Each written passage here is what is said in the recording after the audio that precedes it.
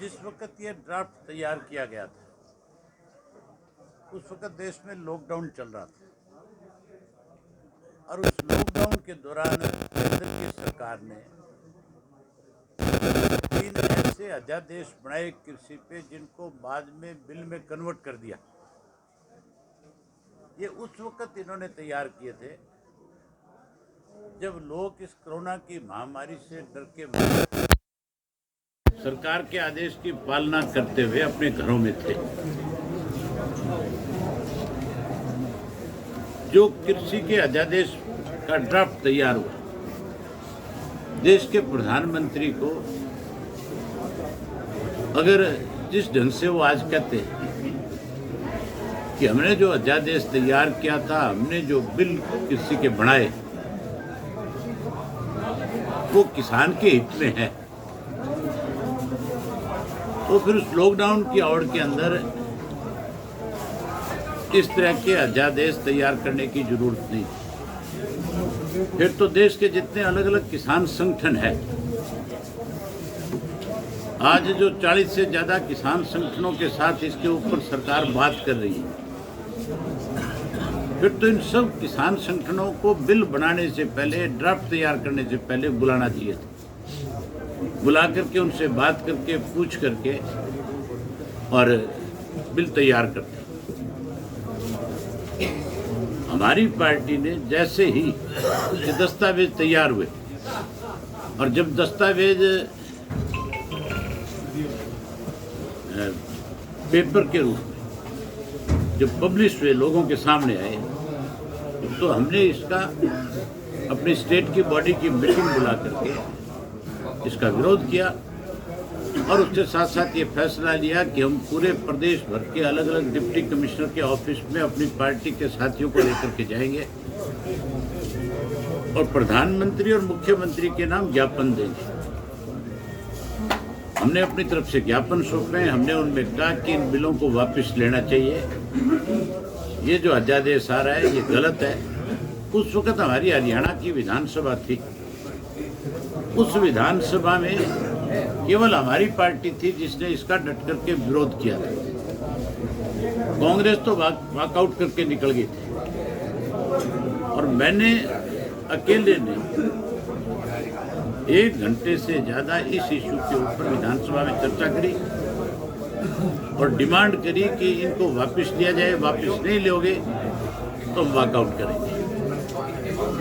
आज देश का सारा किसान जो है ये बिल वापस हो, इसके लिए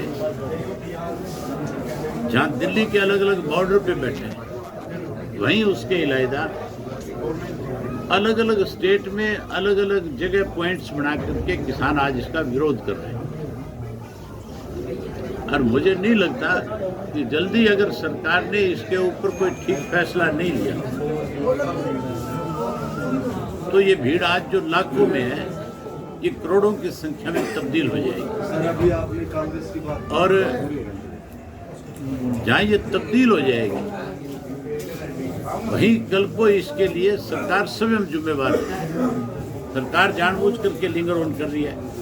सरकार ने 5 दफा इन नेताओं को बुला करके बात करी है। 5 दफा बात करने की बजाय पहली दफा ही जब इन्होंने अपनी तरफ से ये कह दिया था कि हमें इन 3 बिलों को वापस लेने की पहली शर्त हमारी यही कि इनको वापस, इनको उसी वक्त इस पे विचार करना चाहिए था। आज भी देश का प्रधानमंत्री ये कहता है, देश का गृह मंत्री कहता है, देश का एग्रीकल्चर मिनिस्टर कहता है कि हम संशोधन कर देंगे। इसका मतलब वो ये स्वयं स्वीकार कर चुके हैं कि हमारे जो बिल है वो गलत हैं, वो किसान के फेवर के नहीं है, वो कई किसान का नुकसान करने वाले हैं, वो किसान की जमीन छीनने वाले हैं। तब संशोधन की बात करते हैं। संशोधन हर उस चीज़ में किया जाता है जहाँ गलतियाँ की जाती हैं।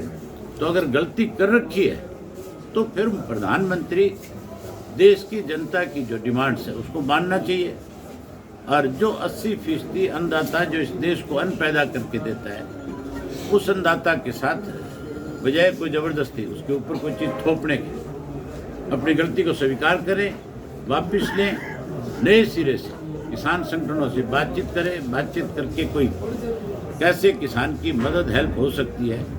स्वामीनाथन की रिपोर्ट को लागू करे, H2 का फार्मूला उसमें शामिल करे, उसके साथ साथ किसान को MSP की गारंटी दे, मंडियों की गारंटी दे।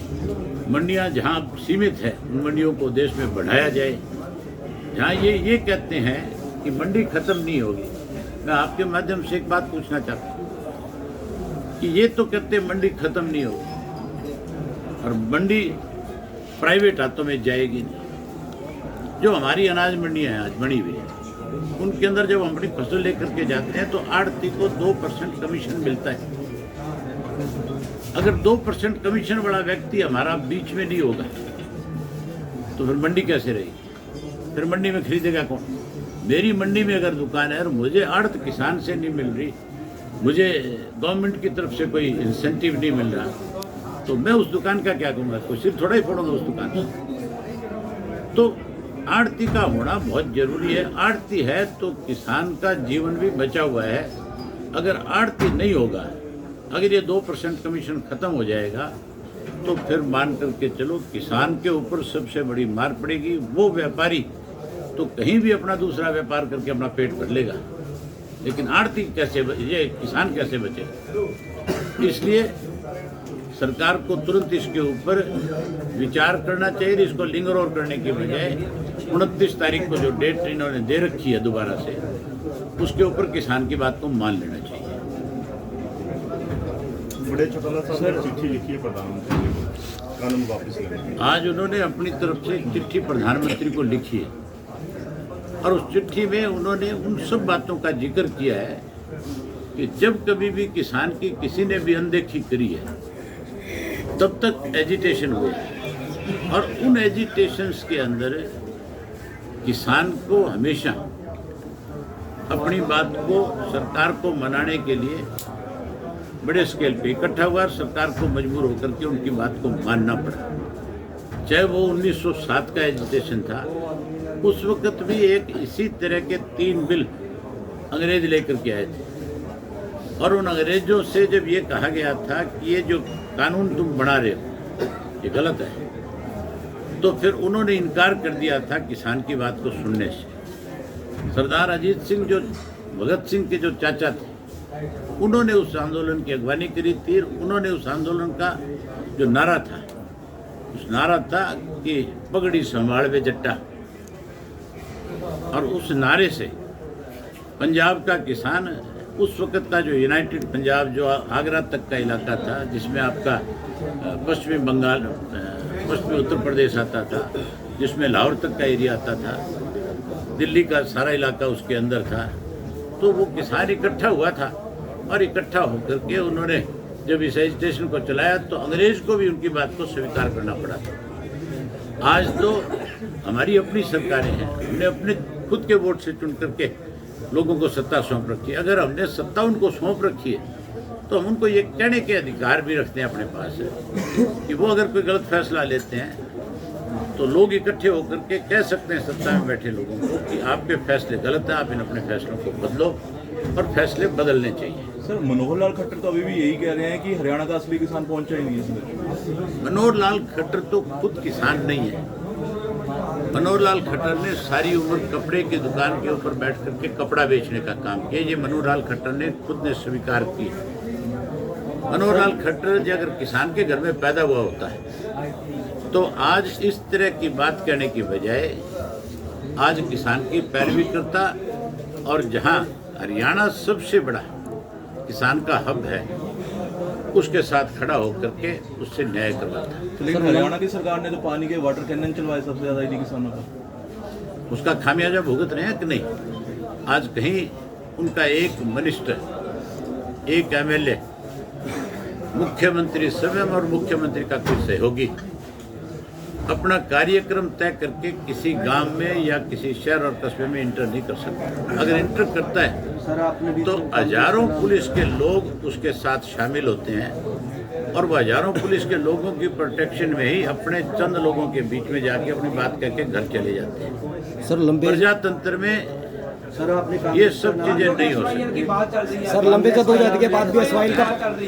जद्दोजहद के बाद भी हरियाणा में SYL का पानी नहीं पहुंच पाया, क्या कहेंगे? इसके लिए सबसे बड़ा जिम्मेवार कोई है तो देश का प्रधानमंत्री है, प्रदेश का हमारे का मुख्यमंत्री है। 2016 को 10 नवंबर को फैसला हमारे हक में आ गया था और उसके बाद हमारी जो मीटिंग हुई थी उसमें फैसला हुआ था कि प्रधानमंत्री से मिलेंगे, राष्ट्रपति से मिलेंगे। हम राष्ट्रपति से मिले, प्रधानमंत्री से तो आज तक टाइम नहीं ले पाए खट्टर साहब तक। आज नाटक करते हैं, उपवास करते हैं, उपवास नहीं कर रहे, ये तो बकवास करने। 1 मिनट, आप अकेले आदमी थोड़ी हो यहाँ, और बहुत लोग बैठे हैं यहाँ। आज उपवास नहीं, ये तो बकवास कर रहे हैं। ये लोगों के अंदर कोई गलतफहमी पैदा करना चाहते थे। अगर मनोहर लाल खट्टर किसान का हितैषी होता तो 350 करोड़ रुपए खर्च करके दादूपुर नलवी नहर बनाई गई थी, जिससे 3 डिस्ट्रिक्टों को पूर्ण रूप से इरिगेशन के लिए नहर का पानी मिलना था। जो हमारा कुरुक्षेत्र है, अम्बाड़ा है, यमुनानगर है, इस नहर को उसने बंद कर दिया। उस नहर का मुआवजा किसान को देने की बजाय, किसान को पानी देने की बजाय कैसे किसान भूखा और प्यासा मरे, इसके लिए इस खट्टर ने तो उस नहर को भी बंद कर दिया था। आज SYL की बात करता है। खट्टर जो है केवल कैसे किसान कमजोर हो, इसके लिए पिछले 6 साल से योजनाएं बना रहे हैं। हरियाणा के डिप्टी CM दुष्यंत चौटाला ने पेशकश की है कि किसानों और सरकार के बीच में जो गतिरोध है वो मध्यस्थ बनना चाहते हैं। लोगों के बीच में जाए ना, अखबार में स्टेटमेंट क्यों दे? लोगों में जाओ, लोगों से पूछो, लोगों के मध्यस्थता करो। किसान नेताओं ने तो उनकी बात को ठुकरा दिया, लेकिन सर उन्होंने तो साफ कह दिया। लोग बोल रहे हैं कि विश्वासघात किया आपके परिवार से है, लेकिन उन्होंने मेरा परिवार हरियाणा प्रदेश है, देश का किसान है। मेरे घर में कोई निकम्मा पैदा हो जाए तो इसका मतलब ये थोड़ा ही है कि मैं उसको उसकी गलतियों का सारा दिन सफाई देने का काम करूँ। तेरे घर में भी तेरे जैसे पैदा हो सकते हैं 2-4 गलती। सर बीजेपी का MSP तक अब तो कोई पहुंच नहीं पाया, इस पे क्या कहना चाहते हैं? एक बारी पहले इस लड़ाई को जीतेंगे और फिर पंजाब का किसान जो आज भाईचारे के साथ हमारे साथ बैठा है, हम इनके पास जाएंगे, इनसे कहेंगे कि जब हमने भाईचारे के साथ किसान के साथ न्याय करा तो हरियाणा के साथ भी न्याय कर दो। और पंजाब का किसान, मुझे पूरी उम्मीद है, न्याय करेगा। लड़ाई तो किसान से ही नहीं, लड़ाई तो पानी की सरकार से है, किसान से कोई लड़ाई नहीं है। किसान ने कहीं जाकर के नहर को बंद करने का काम नहीं किया। पॉलिटिकल लोगों ने जाकर के नहर बंद करी थी, अकाली दल और बीजेपी के लोगों ने जाकर उस नहर को मूंदने का काम किया था। कांग्रेस उसमें सहयोग कर रही थी। वहाँ केवल राजनीतिक तौर पे कैसे वो लोग राजनीतिक पार्टियों के जिंदा रह सके, इसके लिए नाटक कर रहे थे। किसी एक किसान ने हमारा विरोध नहीं किया। किसान तो आज भी यहाँ खड़ा होकर के आवाज़ मार के कहता है कि हम अपने छोटे भाई के लिए 1 नहीं 2 नहर बना करके दें। सर बीजेपी का कहना है MSP तक अब तक कोई पार्टी ने आज तक MSP की बात नहीं की, इस पे क्या कहना है? एक तरफ तो बारी बारी से MSP देने की बात कही जा रही है, दूसरी तरफ उसको कहीं इग्नोर किया जा रहा है। किसान जो आज आंदोलन पे बैठा है, जो इतनी बड़ी संख्या में आया है, जिसकी संख्या रोज बढ़ती जा रही है, हर हालत में सरकार को किसान की बात को स्वीकार करना पड़ेगा। MSP भी देंगे, ये 100 प्याज भी खाएंगे, 100 जूते भी खाएंगे, बात भी मानेंगे। विपक्ष का ये भी कहना है सर कि राजनीतिक रोटियां से की जा रही है सर, इस किसान आंदोलन के आड़ में राजनीतिक रोटियां से की जा रही है। विपक्ष का ये भी कहना है। सरकार वाले कह रहे हैं, विपक्ष तो नहीं कह रही बात। नहीं, ये बात कह रहे हैं कि भी राजनीतिक इसमें कौन से विपक्ष ने कही है? किसान आंदोलन। आपको विपक्ष का पक्ष का ही पता नहीं है। चौधरी वीरेंद्र सिंह पूर्व मंत्री हैं, वो लगातार कह रहे हैं कि मैं किसानों के पक्ष में हूँ। यहाँ तक कहा कि अगर किसान चाहें तो उनका नेतृत्व करने के लिए भी तैयार हूँ। धरना भी उन्होंने दिया। इस आंदोलन तो शुरू है, करीब 3 महीने हो गए। क्या दिक्कत है तेरे को? ये 2 महीने तक लगातार पंजाब में चला है, 1 महीने से ज्यादा का समय यहाँ हो गया। चौधरी वीरेंद्र सिंह कहाँ सोए हुए थे? किसने रोक रखा था उनको?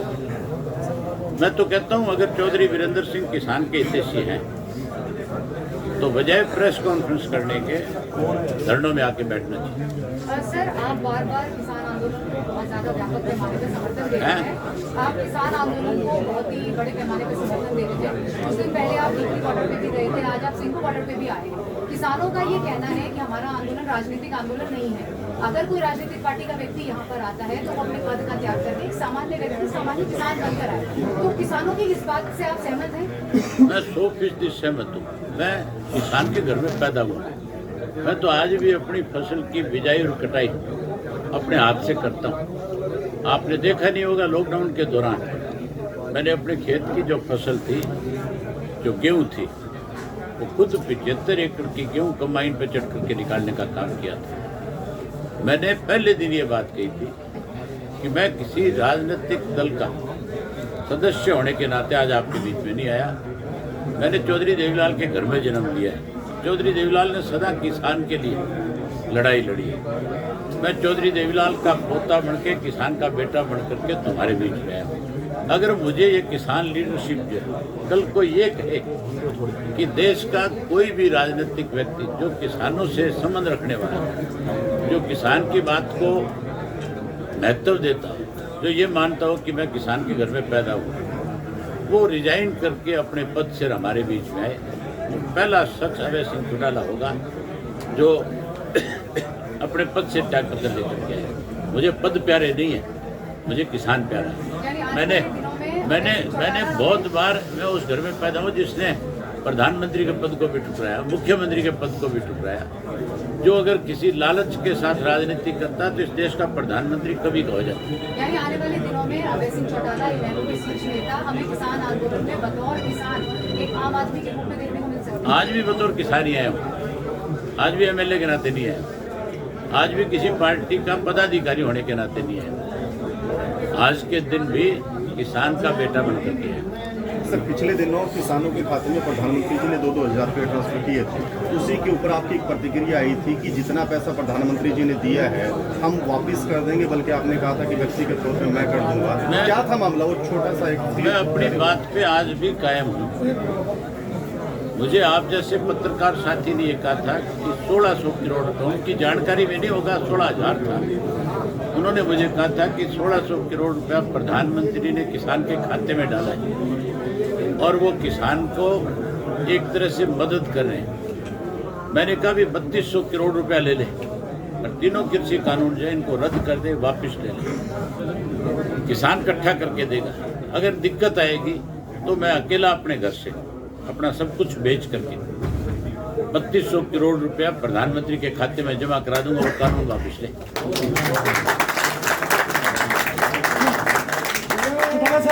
सोल्यूशन क्या है?